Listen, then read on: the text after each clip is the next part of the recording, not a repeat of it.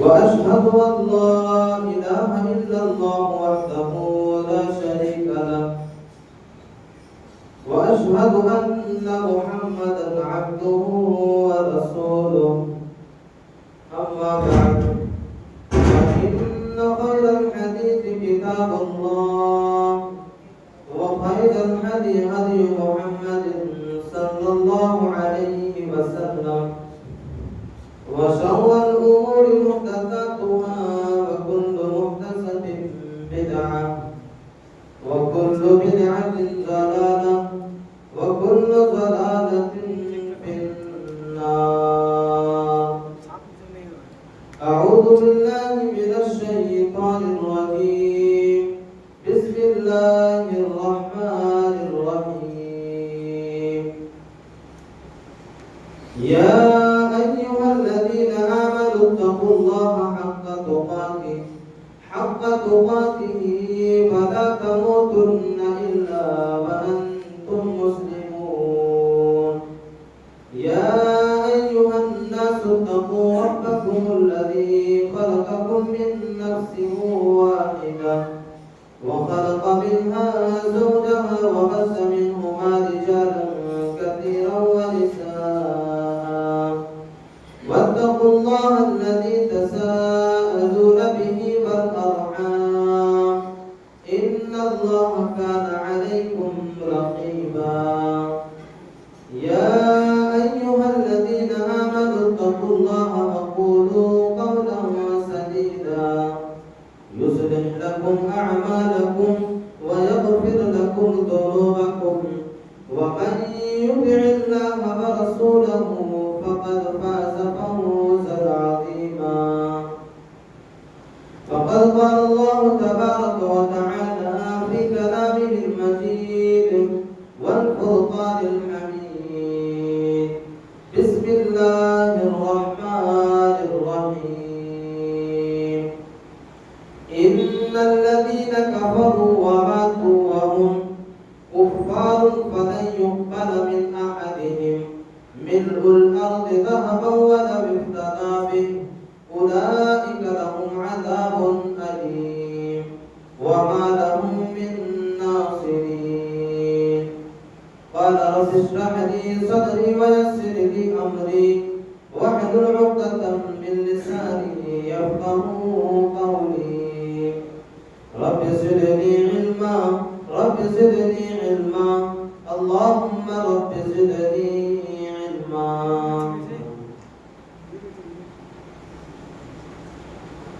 معزز سامعین کرام وحاضرین الجمعہ، سب سے پہلے اللہ تبارک و تعالیٰ کا بے پایہ شکر و احسان ہے کہ اس نے مجھے آپ جیسی معزز شخصیتوں کے سامنے دین کی کچھ باتیں بتانے کا موقع عنایت کیا.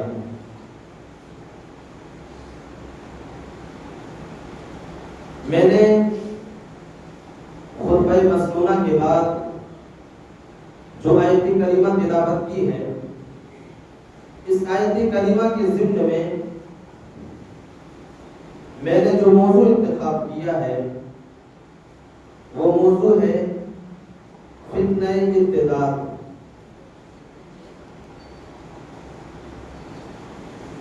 ارتداد کا معنی یہ ہے مرتد ہو جانا،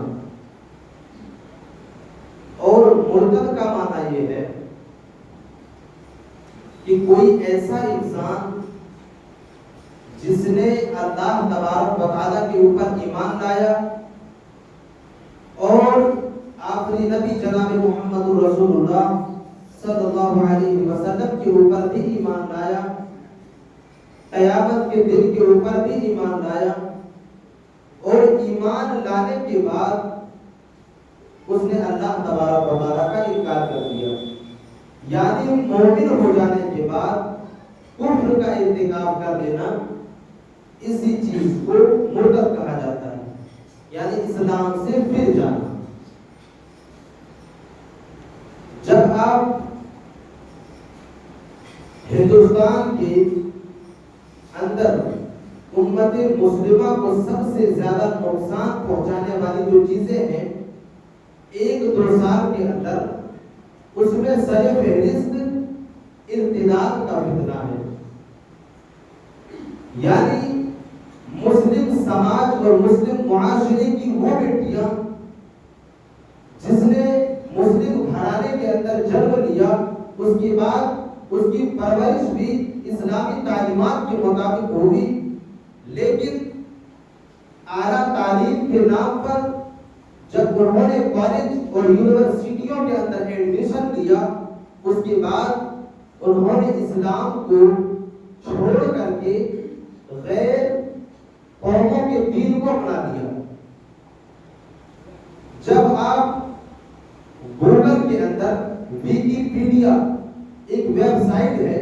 اس کے اندر جب آپ مشاہدہ کریں گے تو آپ کو پتہ چلے گا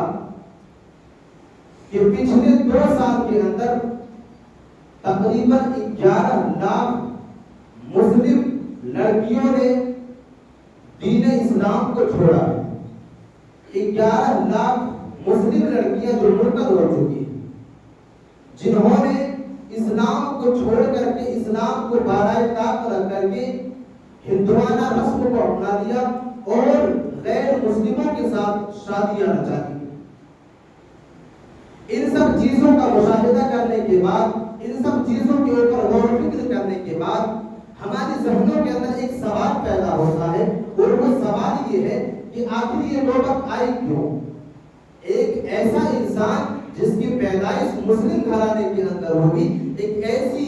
عورت جس کی پیدائش جو ہے مسلم گھرانے کے اندر ہوگی، اس کی پرورش بھی اسلامی تعلیمات کے مطابق ہوگی، اس کا باپ نمازی ہے، اس کی ماں نمازی ہے، لیکن ان کی بیٹیاں جو ہے، آخر کیا وجہ ہے، کیا ریزن ہے کہ ان کی بیٹیاں جو ہے غیر مسلموں کے ساتھ جو ہے وہ بھاگ رہی ہیں اور غیر مسلموں کے ساتھ شادیاں رچا رہی ہیں؟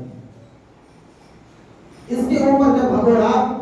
سماج کے اوپر دائرہ نظر دوڑاتے ہیں اور سماج کے اوپر غور و فکر کرتے ہیں تو ایک چیز ابھر کر کے سامنے آتی ہے، اور وہ چیز یہ ہے کہ آج ہماری گھروں کے اندر جو بے دینی پھیلی ہوئی ہے، آج ہماری گھروں کے اندر اسلامی تعلیمات کے مطابق اور اسلامی اصول کے مطابق ہماری گھروں کے اندر زندگی نہیں گزاری جا رہی ہے. ہماری گھروں کے اندر جو بے دینی پھیلی ہوئی ہے، یہی وجہ ہے کہ آج ہمارے گھر کی لڑکیاں اور ہماری گھر کی بچیاں جو ہے وہ اسلام کو چھوڑ کر کے ہندوانہ رسم اختیار کر رہی ہیں. میرے عزیز ساتھیوں، جب آج ہم مسلم معاشرے کا مشاہدہ کرتے ہیں، جب آج ہم مسلم معاشرے کے اوپر دائرہ نظر دوڑاتے ہیں، تو ہمیں پتہ چلتا ہے کہ ہمارے معاشرے کے اندر کتنے ایسے گھرانے موجود ہیں، ہمارے معاشرے کے اندر کتنے گھرانے موجود ہیں جس کے گھروں کے اندر آج بھی بے دینی پھیلی ہوئی ہے. نہ اس کی ماں نماز پڑھتی ہے، نہ باپ نماز پڑھتا ہے، نہ بھائی نماز پڑھتا ہے، اور نہ گھر کے کوئی افراد نماز پڑھتے ہیں. میرے عزیز ساتھیوں، تصور کرو اگر ایک انسان اپنے گھروں کے اندر اپنے بچوں کے سامنے جب مسجد سے آزانیں ہوتی ہے، اس وقت جب ایک انسان اپنے گھروں کے اندر بیٹھا ہوا رہ جاتا ہے، مسجد سے جو ہے نماز پڑھنے کے لیے بلایا جاتا ہے، مسجد سے کامیابی کی طرف بلائی جاتی ہے کہ اٹھاؤ اور اللہ تبارک و تعالیٰ کے سامنے سجدہ کرو اور کامیابی حاصل کرو. ایک انسان آزان کو سن لینے کے بعد، ایک انسان مسجد سے بلاوے کو سن لینے کے بعد، جب ایک آدمی اپنے گھر کے اندر بیٹھ کر کے نماز کو ترک کر دیتا ہے، گھروں کے اندر بیٹھ کر کے نماز کو چھوڑ دیتا ہے، تصور کرو ہماری چھوٹی چھوٹی بچیوں کے ذہنوں کے اندر کیا چیز بے بس ہوگی. ہمارے گھروں کے اندر جو چھوٹے چھوٹے بچے ہیں، ان کی ذہنوں کے اندر کیا چیز بے بس ہوگی. میرے عزیز ساتھیوں، اللہ تبارک و تعالیٰ نے اسی لیے قرآن مجید کے اندر یوں ارشاد فرمایا، یا ایھا الذین آمنوا قوا انفسکم واہلیکم نارا وقودھا الناس والحجارہ. اللہ تبارک و تعالیٰ کہہ رہا ہے کہ اے ایمان والو، اے مسلمانوں، اے ایمان والو، سب سے پہلے تم اپنے آپ کو جہنم کی آگ سے بچاؤ. میرے عزیز ساتھیوں، آج اگر ہمارے گھروں کے جو بچے ہیں اگر وہ نماز نہیں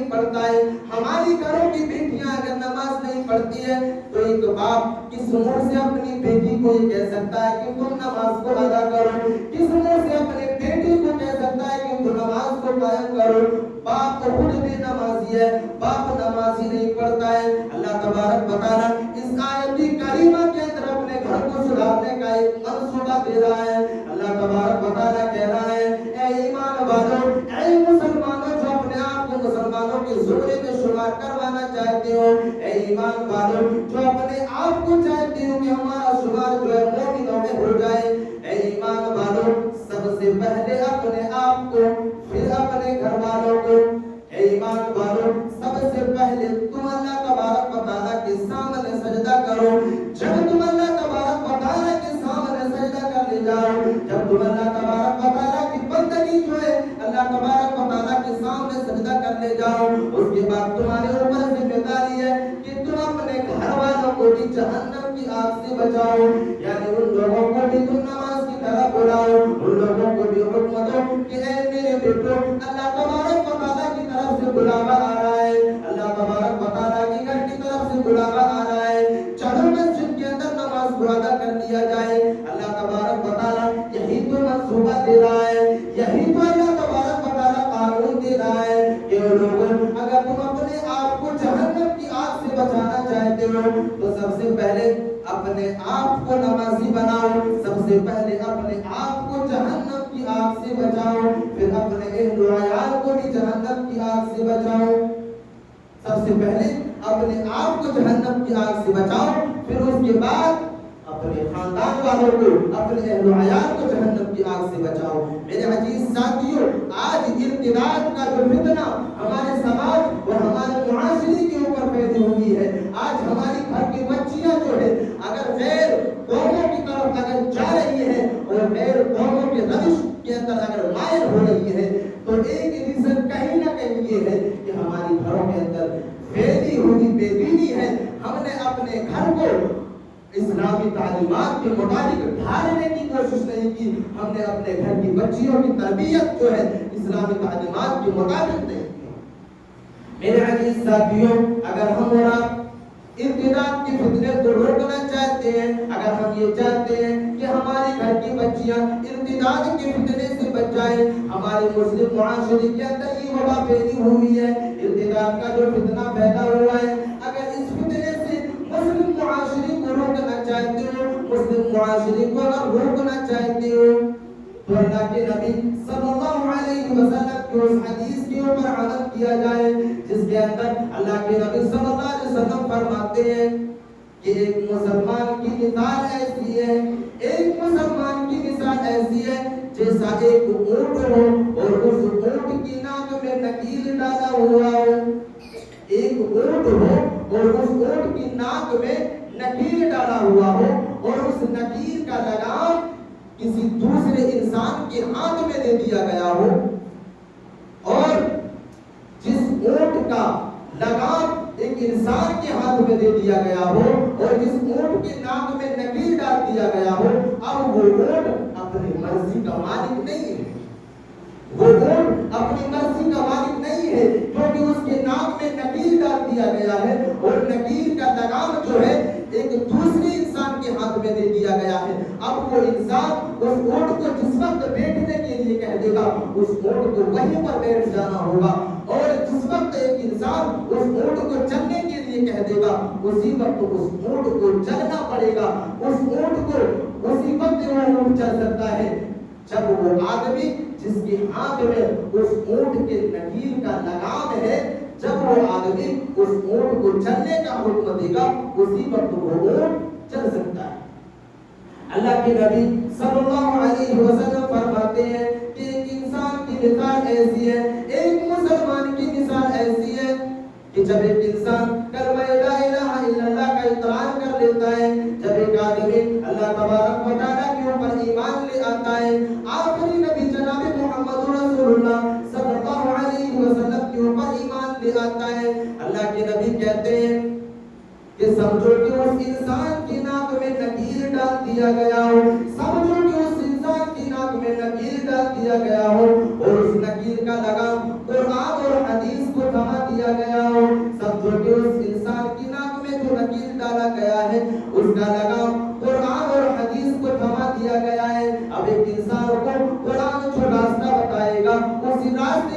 طرف ایک انسان جا سکتا ہے، حدیث جو راستہ بتائے گا اسی راستے کی طرف وہ انسان جا سکتا ہے۔ میرے عزیز ساتھیوں، اسی حدیث کے اوپر عمل کرنی ہوگی۔ آج ہمارے گھروں کے اندر جب ہم اپنے بچیوں کی تربیت کرنا شروع کریں، جب اپنے بیٹوں کی تربیت کرنا شروع کریں، تو اسی حدیث کے اوپر عمل کیا جائے اور اپنے بچوں کو بتایا جائے، اپنے بچیوں کو بتایا جائے کہ اے میرے بیٹوں، اے میری بیٹیوں، سنو، ہم مسلمان ہیں اور ایک مسلمان کی مثال ایسی ہے جیسا کہ اس کی ناک میں نکیل ڈال دیا گیا ہو اور اس کا لگام قرآن اور حدیث کو دبا دیا گیا ہو۔ اب قرآن اور حدیث ہمیں جو راستہ بتائے گا ہم اسی راستے کی طرف جا سکتے ہیں، اس کے علاوہ ہم کسی دوسرے راستے کو اختیار نہیں کر سکتے ہیں۔ میرے عزیز ساتھیوں، اپنی بچیوں کی تربیت ایسے ہی کرنی ہوگی۔ اے میرے بچیوں، سنو، اللہ تبارک و تعالیٰ نے قرآن مجید کے اندر پردے کا حکم دیا ہے۔ اے میری بیٹیوں، تمہارا شمار جو ہے مسلمانوں میں ہوتا ہے، تم مسلم گھرانے کی بچیاں ہو، جب تم اپنے گھر سے باہر نکلو تو اپنے چہرے کے اوپر پردہ ڈال دیا کرو، اپنے چہرے کے اوپر جو ہے اور اپنے سروں کے اوپر چادر ڈال دیا کرو۔ جب اپنے گھر سے باہر نکلو تو پردے میں مربوط ہو کر کے اپنے گھر سے باہر نکلو، اور جب تم کسی غیر محرم سے بات کرو، جب تم کسی مرد سے بات کرو تو تمہاری آواز میں جو ہے کڑا پر ہونی چاہیے، تمہاری آواز میں نرمی نہیں ہونی چاہیے، تمہاری آواز ایسی ہونی چاہیے کہ تمہاری آواز میں سختی ہو، نرمی نہیں ہونی چاہیے۔ میرے عزیز ساتھیوں، جب ہم اسی حدیث کے مطابق اپنی بیٹیوں کی تربیت کرنا شروع کریں گے، جب اسی حدیث کے مطابق جب ہم اپنی بیٹیوں کی تربیت کرنا شروع کریں گے، اسی وقت جو ہے ہم اس فتنے سے جو ہے نجات پا سکتے ہیں، اسی وقت ہم اس ارتداد کے فتنے سے نجات پا سکتے ہیں جس وقت ہم اپنی بیٹیوں کی پرورش جو ہے اور تربیت جو ہے قرآن کے اسی اصولوں کے مطابق کرنا شروع کر دیں گے۔ میرے عزیز ساتھیوں، آج مسلم معاشرے کے نوجوان بھی بگڑے ہوئے ہیں، ان کا بھی روش ہے، چاہے وہ نشہ آور چیزوں کا استعمال کے تعلق سے ہو، چاہے وہ زناکاری کے راستے کے تعلق سے ہو، چاہے وہ کسی بھی راستے سے ہو، مسلم معاشرے کے نوجوان بھی بگڑے ہوئے ہیں، مسلم معاشرے کے نوجوان کی حالت بھی خراب ہے۔ جب ہم ان کی بھی پرورش کرنا شروع کریں، جب ہم ان کی بھی تربیت کرنا شروع کریں تو اسی قرآن اور حدیث کے مطابق ہی شروع کریں۔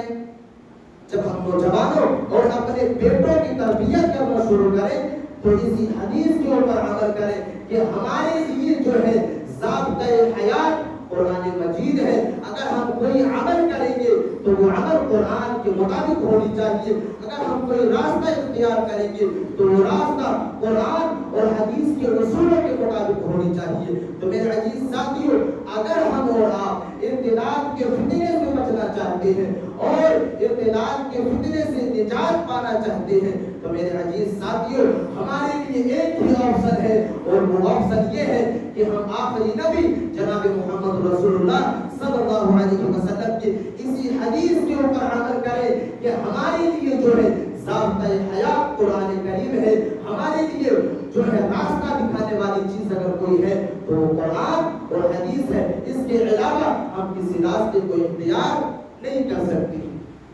تو یہ پہلی ریزن ہے کہ ہمارے گھروں کے اندر پھیلی ہوئی بے دینی، جس کی وجہ سے مسلم معاشرے کی بچیاں اور مسلم معاشرے کی لڑکیاں جو ہے آج مرتد کا شکار ہو رہی ہیں۔ دوسری ریزن، دوسرا وجہ یہ ہے کہ آج ہمارے معاشرے کے اندر، ہمارے سماج کے اندر تعلیمی نظام نہیں ہے، ہمارے معاشرے کے اندر کوئی ایسا ادارہ نہیں ہے جس کے اندر جا کر کے مسلم بچیاں اور مسلم لڑکیاں جو ہے دین کی تعلیم حاصل کر سکے۔ کوئی ایسا ادارہ نہیں ہے ہمارے پاس جس کے پاس پہنچ کر کے مسلم معاشرے کی بچیاں جو ہے اعلیٰ تعلیم حاصل کر سکے۔ میرے عزیز ساتھیوں، اور اسی مسلم سماج کا ایک بڑا گروہ، بڑا طبقہ جو ہے لڑکیوں سے اور عورتوں کے لیے مسجد کے دروازے کو بھی بند کر دیا ہے، اور عورتوں کے لیے مسجد کے دروازے کو بھی بند کر دیا ہے۔ میرے عزیز ساتھیوں، کہیں نہ کہیں وجہ یہ ہے ارتداد اور مرتد ہونے کا جو فتنہ آج ہمارے معاشرے اور سماج کے اوپر جو پھیلی ہوئی ہے، کہیں نہ کہیں ریزن یہ ہے کہ آج ہم نے اپنی مائیں اور بہنوں کو دینی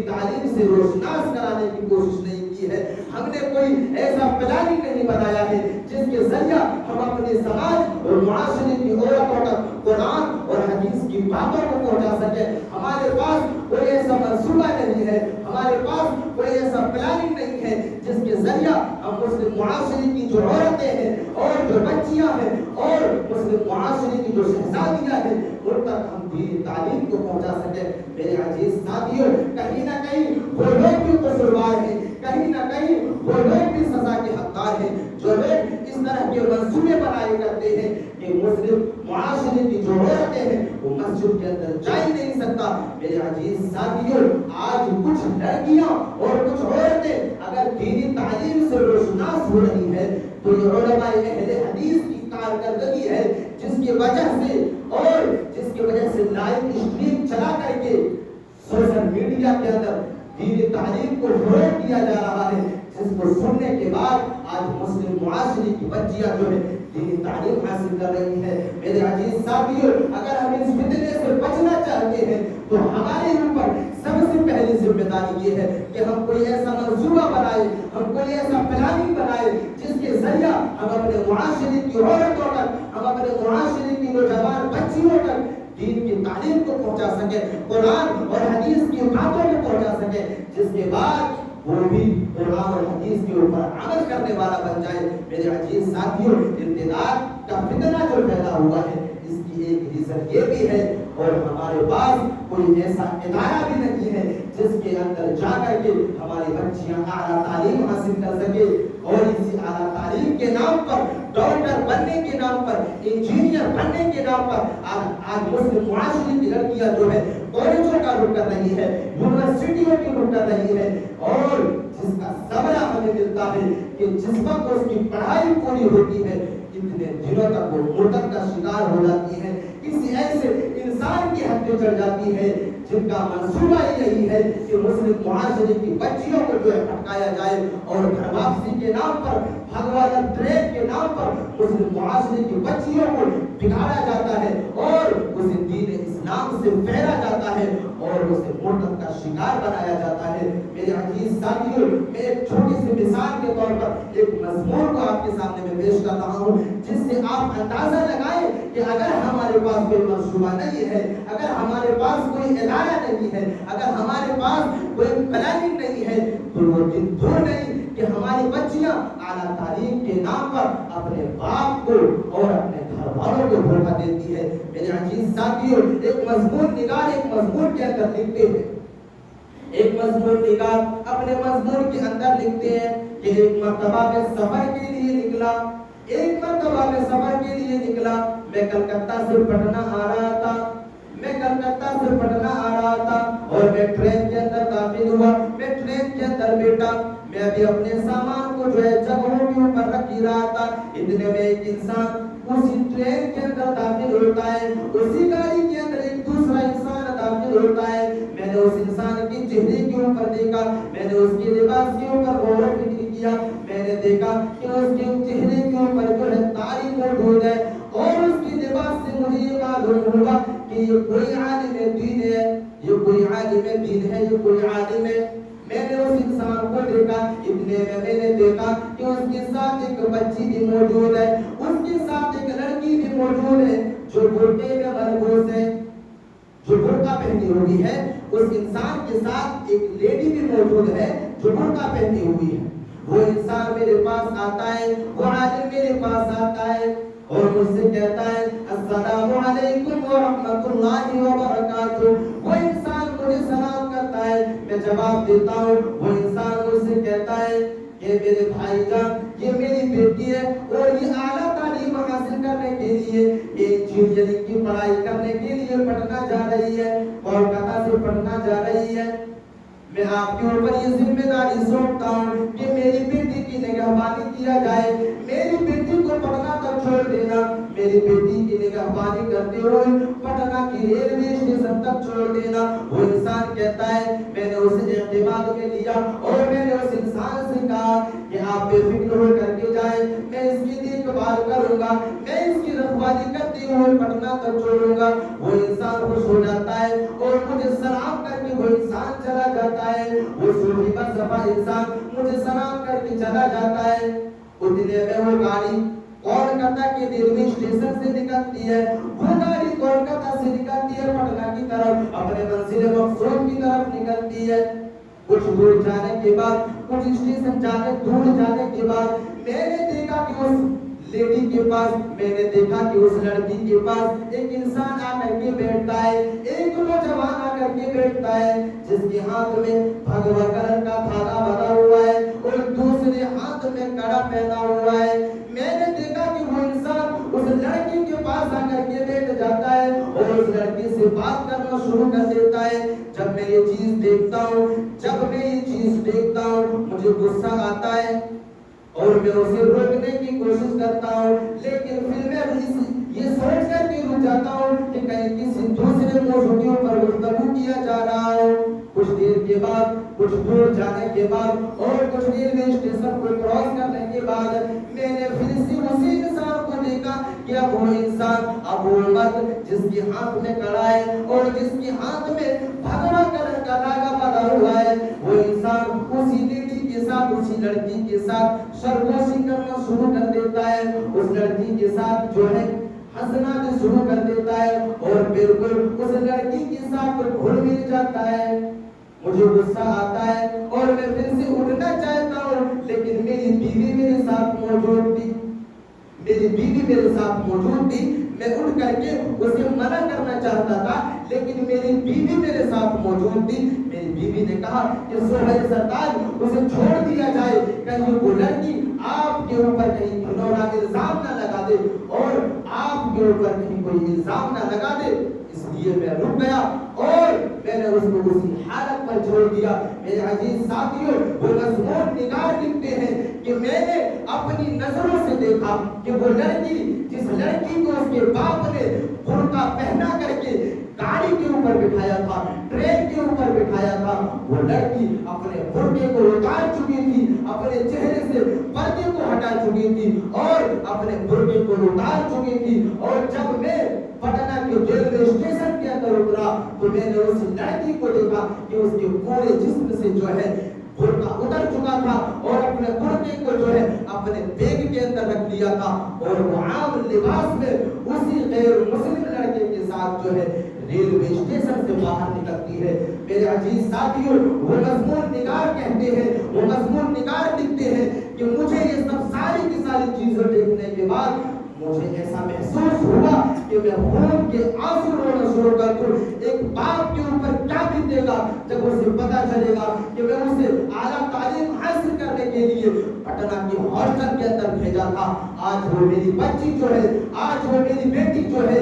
किसी गैर मुस्लिम लड़के के साथ जो है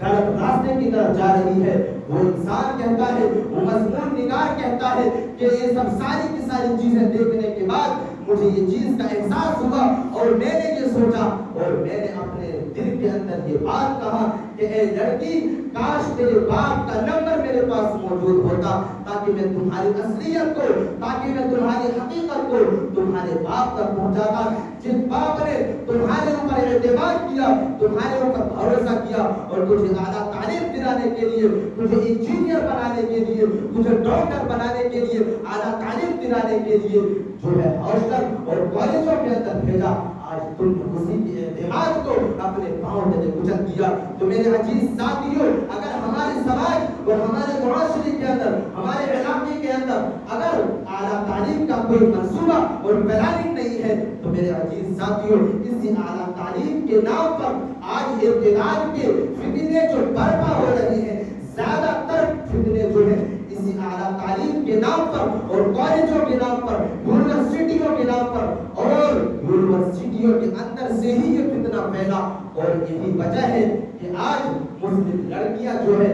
11 लाख के करीब जो है इर्तिदाद के फितने में जो है मुनव्वस हो चुकी है और इर्तिदाद के फितने में आकर के मुर्तद हो चुकी है। मेरे अजीज साथियों, रीजन यही है कि हमने सिर्फ और सिर्फ यही سمجھا کہ مسجد کے اندر جا کر کے سجدہ کر لیا جائے، مسجد کے اندر جا کر کے نمازیں پڑھ لیا جائے، یہی کافی ہے۔ میرے عزیز ساتھیوں، اگر اللہ تبارک و تعالیٰ نے آپ کو اس قابل بنایا ہے کہ آپ سماج کے اندر، معاشرے کے اندر کوئی ایسا ادارہ قائم کر سکتے ہیں جس ادارے کو قائم کرنے کے بعد ہمارے مسلم بچیاں جو ہے دینی تعلیم سے روشناس ہو سکے، بہترین تعلیم حاصل کر سکے، تو میرے عزیز ساتھیوں یہ قدم ہمیں اور آپ کو اٹھانی چاہیے، کیونکہ اسی میں ہماری بقا ہے۔ ہم اپنی بچیوں کو اپنے سماج کے اندر اگر بہترین تعلیم دے دیں، اپنی سماج اور معاشرے کے اندر رہ کر کے اگر ہم اپنی بچیوں کو دینی تعلیم سے روشناس کرا دیں، تو میرے عزیز ساتھیوں دوسروں کے اداروں تک، دوسروں کے کالجوں تک، دوسروں کی یونیورسٹیوں تک ہمیں بھیجنے کی کیا ضرورت ہے؟ میرے عزیز ساتھیوں وجہ یہی ہے کہ ہمارے پاس کوئی منصوبہ نہیں ہے، ہمارے پاس کوئی پلاننگ نہیں ہے، جس کی وجہ سے آج ہم اس فتنے سے دوچار ہو رہے ہیں۔ اور اگر کوئی انسان، اگر کوئی آدمی یہ پلاننگ بناتا ہے، یہ منصوبہ بناتا ہے، تو میرے عزیز ساتھیوں مسلم طبقے کے ایک بڑا گروہ جو ہے ان لوگوں کا مذاق اڑایا کرتا ہے کہ دیکھو یہ لوگ جو ہے عورتوں کو مسجد کے اندر لے کر کے جایا کرتے ہیں۔ میرے عزیز ساتھیوں اگر ہم اپنے گھر کی عورتوں کو، اگر ہم اپنے گھر کی بچیوں کو ارتداد کے فتنے سے، مرتد ہونے سے اور غیر مسلموں کے ساتھ شادیاں رچانے سے اگر روکنا چاہتے ہیں، تو میرے عزیز ساتھیوں یہ منصوبہ اور یہ پلاننگ ہمیں بنانی ہوگی، کیونکہ اللہ تبارک و تعالیٰ نے قرآن مجید کے اندر ان لوگوں کے لیے ایک بڑا مصدر سنا دیا ہے، اور ان لوگوں کے لیے جو ہے اللہ تبارک و تعالیٰ نے آیت کریمہ نازل کرتی ہے کہ جو لوگ ایمان لے آنے کے بعد اگر کوئی انسان مرتد ہو جاتا ہے، اگر کوئی آدمی کافر ہو جاتا ہے، تو اس انسان کی ساری کی ساری نیکیاں جو ہے وہ تباہ و برباد کر دی جاتی ہے۔ اللہ تبارک و تعالیٰ قرآن مجید کے اندر جو ارشاد فرماتا ہے ان الذین کفروا وماتوا وهم کفار فلن يقبل من احدهم ملء الارض ذهبا ولو افتدى به اولئک لهم عذاب الیم وما لهم من ناصرین۔ اللہ تبارک و تعالیٰ ان لوگوں کو خبردار کر رہا ہے، اللہ تبارک و تعالیٰ ان لوگوں کو آگاہ کر رہا ہے جو لوگ اسلام کو چھوڑ کر کے مرتد ہو رہے ہیں، اسلام کو چھوڑ کر کے کافروں کے دین کو اپنا رہے ہیں۔ اللہ تبارک و تعالیٰ کہہ رہا ہے ان الذین کفروا وماتوا وهم، اگر کسی انسان نے کفر کا ارتکاب کر لیا، اگر کوئی آدمی کافر ہو گیا اور اگر وہ انسان کفر کی حالت میں ہی مر جاتا ہے، اگر وہ انسان کفر کی حالت میں اس دنیا کو چھوڑ کر کے چلا جاتا ہے، اگر کفر کی حالت میں ہی مر جاتا ہے، تو اللہ تبارک و تعالیٰ کہہ رہا ہے فَلَن يُقْبَلَ مِنْ أَحَدِهِمْ مِلْءُ الْأَرْضِ ذَهَبًا وَلَوِ افْتَدَىٰ بِهِ۔ جو انسان کفر کی حالت میں مر جاتا ہے، اگر وہ آدمی کل قیامت کے دن اللہ تبارک و تعالیٰ کی جہنم کے عذاب سے بچنے کے لیے، دوزخ کے عذاب سے بچنے کے لیے اگر پہاڑ کے برابر بھی سونا لے کر کے آئے گا،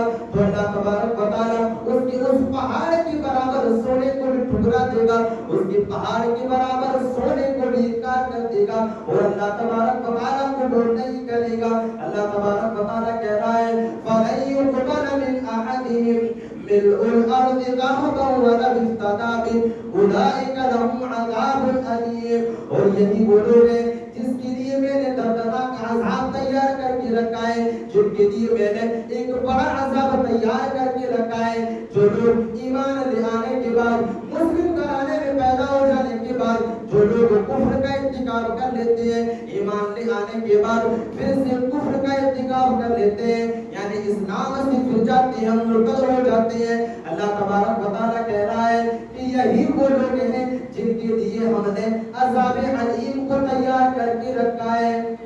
وَمَا لَهُم مِّن نَاصِرِينَ۔ پھر اللہ تبارک و تعالیٰ اسی آیت کریمہ کے اندر اور ایک ڈراؤنے عذاب کی طرف اشارہ کر رہا ہے۔ اللہ تبارک و تعالیٰ کہہ رہا ہے کہ جب ہم اسے دردناک عذاب جہنم کے اندر دیں گے، جب ہم اسے جہنم کے اندر دردناک عذاب دیں گے، اس وقت یہ انسان چیخے گا، پکارے گا اور مدد کے لیے پکارے گا۔ اللہ تبارک و تعالیٰ کہتا ہے وَمَا لَهُم مِّن نَاصِرِينَ۔ اس وقت کوئی بھی انسان اس اس کے مدد کے لیے نہیں آئے گا اور اس کا کوئی حامی و ناصر نہیں ہوگا، اس کا کوئی مددگار نہیں ہوگا۔ جو لوگ ایمان لے آنے کے بعد مرتد ہو جایا کرتے ہیں، جو لوگ ایمان لے آنے کے بعد کفر کا ارتکاب کر لیا کرتے ہیں، جو لوگ اللہ تبارک و تعالیٰ کے اوپر ایمان لے آنے کے بعد آخری نبی جناب محمد رسول اللہ صلی اللہ علیہ وسلم کے اوپر ایمان لے آنے کے بعد جو لوگ اسلام سے پھر جایا کرتے ہیں، اللہ تبارک و تعالیٰ کا انکار کر دیا کرتے ہیں، آخری نبی جناب محمد رسول اللہ صلی اللہ علیہ وسلم کا انکار کر دیا کرتے ہیں، اللہ تبارک و تعالیٰ کہتا ہے کہ اس کے لیے جب ہم اسے جہنم کے اندر عذاب کے اندر جھونکیں گے تو اس کا کوئی حامی و ناصر نہیں ہوگا، کوئی مددگار نہیں ہوگا۔ تو میرے عزیز ساتھیوں، ایک مسلمان کے لیے، ایک مومن کے لیے اس کا ایمان سب سے بڑی دولت ہے، اس کا ایمان اس کا سب سے بڑا سرمایہ ہے۔ اور آج ہمارے مسلم معاشرے کی بچیاں اور مسلم معاشرے کے لڑکے آج اسی ایمان کو بالائے طاق رکھ کر کے آج غیر قوموں کی طرف جا رہے ہیں۔ میرے عزیز ساتھیوں، یہ شیطان کی ایک چال ہے اور اس بات کے اوپر بھی ہمیں اور آپ کو غور و فکر کرنی ہوگی کہ ایک مسلمان کے لیے اس کی سب سے بڑی پونجی اور سب سے بڑی دولت اگر کوئی چیز ہے تو اس کا ایمان ہے۔ یہ وہی ایمان ہے جس کے اوپر آج سے نہیں بلکہ جس وقت اللہ تبارک و تعالیٰ نے حضرت آدم علیہ السلام کو پیدا کیا اسی وقت سے شیطان مردود اور شیطان لعین اسی ایمان کے پیچھے پڑا ہوا ہے۔ جب اللہ تبارک و تعالیٰ نے حضرت آدم علیہ السلام کو پیدا کیا اسی وقت شیطان نے حضرت آدم علیہ السلام کے ایمان کے اوپر ڈاکہ ڈالا اور اسے گمراہ کرنے کی کوشش کی، اور جب آخری نبی جناب محمد رسول اللہ صلی اللہ علیہ وسلم نے سرزمین عرب کی طرف جب اللہ تبارک و تعالیٰ کے حکم سے کلمہ لا الہ الا اللہ کا اقرار کیا اور لوگوں تک اس کلمے کو پہنچایا، لوگوں کو مومن بنانے کے لیے، مسلمان بنانے کے لیے جب اللہ کے نبی صلی اللہ علیہ وسلم نے اسلام کے روشن تعلیمات کو لوگوں تک پھیلانا شروع کیا، اسی وقت کچھ صحابہ کرام ایسے بھی تھے جن لوگوں نے جب اسلام کو قبول کیا تو اسی شیطان مردود کی چال کے اوپر کچھ لوگوں نے صحابہ کرام کو اتنی پریشانیوں کے اندر ڈالا، صحابیہ کو اتنی پریشانیوں کے اندر ڈالا، اور ان پریشانیوں کو جھیلنے کے بعد نہ تو صحابہ کرام نے نہ تو صحابیہ نے کنہیں بھی لوگوں نے اسلام کے دامن کو چھوڑنے کی کوشش نہیں کی اور کسی نے بھی اسلام سے پھرنے کا ارادہ نہیں کیا۔ میرے عزیز ساتھیوں، جب آپ اسلامی تاریخ کا مطالعہ کریں گے، جب آپ اسلامی تاریخ کے پنوں کو رکھنا شروع کریں گے تو آپ کو پتہ چلے گا کہ کتنے ایسے واقعات موجود ہیں سیرت کی کتابوں میں اور تاریخ کی کتابوں میں جس کے اندر جب صحابہ کرام نے ایمان لایا اور اسلام کو قبول کیا، اللہ تبارک و تعالیٰ کی لائی ہوئی دین جو اللہ کے نبی صلی اللہ علیہ وسلم نے صحابہ کرام تک پہنچایا، جب اس دین کو صحابہ کرام نے قبول کیا تو وہی مشرکوں نے، سرزمین عرب کے کافروں نے صحابہ کرام کے اوپر اتنی پریشانیاں ڈھائیں کہ آج وہ پریشانیاں اگر ہمارے اوپر جو ہے مسلط کر دیا جائے تو شاید ہم اور آپ ان پریشانیوں کو برداشت نہیں کر سکتے۔ حضرت سمیہ رضی اللہ تعالی عنہ اس کے بارے میں حدیث کے اندر آتا ہے کہ جب حضرت سمیہ رضی اللہ تعالی عنہ ایمان کو لاتی ہے، جب اسلام قبول کرتی ہے، حضرت سمیہ رضی اللہ تعالی عنہ جب اسلام قبول کرتی ہے، یہ بات ابو جہل تک پہنچ جاتا ہے۔ ابو جہل حضرت سمیہ رضی اللہ تعالی عنہ کو قید کر لیتا ہے اور اس کے شوہر کو بھی قید کر لیتا ہے، اس کے بیٹے کو بھی قید کر لیتا ہے۔ میرے عزیز ساتھیوں، ابو جہل حضرت سمیہ رضی اللہ تعالی عنہ کو لے کر کے ایک جگہ پر چلے جاتے ہیں، وہیں پر اس کے شوہر کو بھی کھڑا کر دیا جاتا ہے، وہیں پر اس کے جوان بیٹے کو بھی کھڑا کر دیا جاتا ہے، اور ابو جہل حضرت سمیہ رضی اللہ تعالی عنہ سے کہتا ہے کہ اے سمیہ، اگر تم یہ چاہتے ہو کہ تمہارے جوان بیٹے کے سامنے، تمہارے شوہر کے سامنے تجھے برہنہ نہ کیا جائے، تمہارے شوہر کے سامنے جو ہے تمہیں ذلیل نہ کیا جائے، تو اے سمیہ تم ایمان سے پھر جاؤ، تم ایمان کو چھوڑ دو، اللہ تبارک و تعالیٰ کا انکار کر دو، آخری نبی جناب محمد رسول اللہ صلی اللہ علیہ وسلم کا انکار کر دو۔ جب ابو جہل حضرت سمیہ رضی اللہ تعالی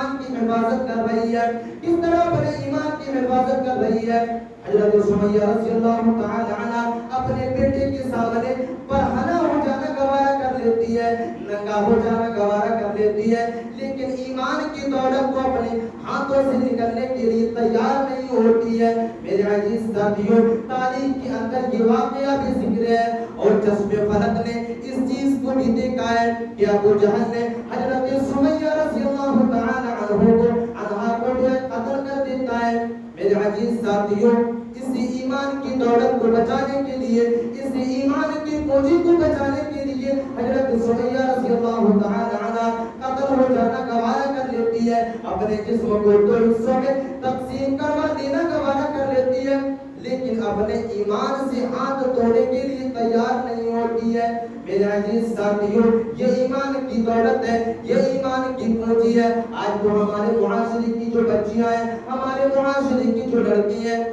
چند سکوں کے لیے اور چند چیزوں کے لیے اپنے ایمان کا سودا کر لیا کرتے ہیں اور اپنے ایمان کو جو ہے بالائے طاق رکھ دیا کرتے ہیں۔ میرے عزیز ساتھیوں، اسی طرح حضرت بلال رضی اللہ تعالی عنہ جب اسلام کو قبول کرتے ہیں، جب ایمان لے آتے ہیں،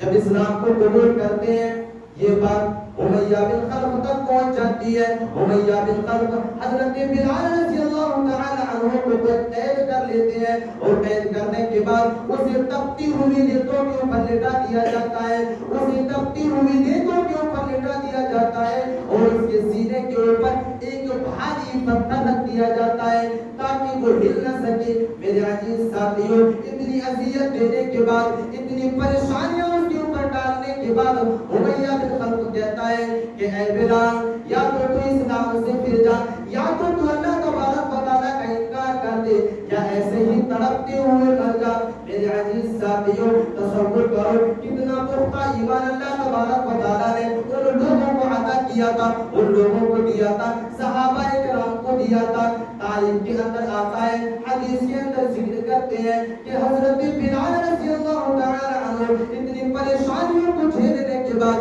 اتنی پریشانیوں کو جھیلنے کے بعد بھی اپنی زبان سے احد احد کے لفظ نکالا کرتے تھے اور یہ گواہی دیا کرتے تھے کہ معبودان پاک، معبودان حق اگر کوئی ہے تو اللہ تبارک و تعالیٰ ہے، اگر کوئی عبادت کے لائق ہے تو اللہ تبارک و تعالیٰ ہے، اگر کوئی سجدے کے قابل ہے تو اللہ تبارک و تعالیٰ ہے۔ اور آخری نبی جناب محمد رسول اللہ صلی اللہ علیہ وسلم کے اوپر ایمان سے بھی انکار نہیں کریں گے۔ میرے عزیز ساتھیوں، یہ صحابہ کرام کی زندگی ہوا کرتی تھی، یہ ساری کی ساری پریشانیاں جھیل لیا کرتے تھے، ساری کی ساری دقتوں کو جھیل لیا کرتے تھے، لیکن اپنے ایمان کی حفاظت کیا کرتے تھے، اپنے ایمان کو بچایا کرتے تھے۔ لیکن آج ہماری حالت یہ ہے، آج ہماری حالت یہ ہے کہ ہم تو اپنے ایمان کو، تھوڑی سی پریشانیاں ہمارے اوپر آتی ہے اور ہم چند سکوں کے لیے اپنے ایمان کو جو ہے بیچ دیا کرتے ہیں، اپنے ایمان کو تباہ و برباد کر لیا کرتے ہیں۔ میرے عزیز ساتھیوں، ایک انسان کے لیے سب سے بڑی دولت، ایک مسلمان کے لیے سب سے بڑی دولت اس کا ایمان ہے، اس کا ایمان ہے، تاکہ وہ انسان اپنے ایمان کی حفاظت کر سکے۔ تو میرے عزیز ساتھیوں، یہ چند باتیں میں نے آپ لوگوں کے سامنے ارتداد کے فتنے کے تعلق سے میں نے آپ لوگوں کے سامنے بیان کیا اور میں نے وہ چیزیں آپ لوگوں کے سامنے رکھی کہ جن چیزوں کے اوپر عمل کرنے کے بعد ہماری بچیوں کے ایمان کو ہم اور آپ بچا سکتے ہیں اور ارتداد کے فتنے سے، مرتد ہونے سے، اسلام سے پھر جانے والے فتنے سے ہم اور آپ اپنے بچیوں کو اور اپنے لڑکوں کو بچا سکتے ہیں۔ میں اپنی اللہ تبارک و تعالیٰ سے دعا کرتا ہوں کہ پروردگار عالم کہی ہوئی باتوں پر تمام سامعین کو اس پر عمل کرنے کی توفیق عطا فرمائے۔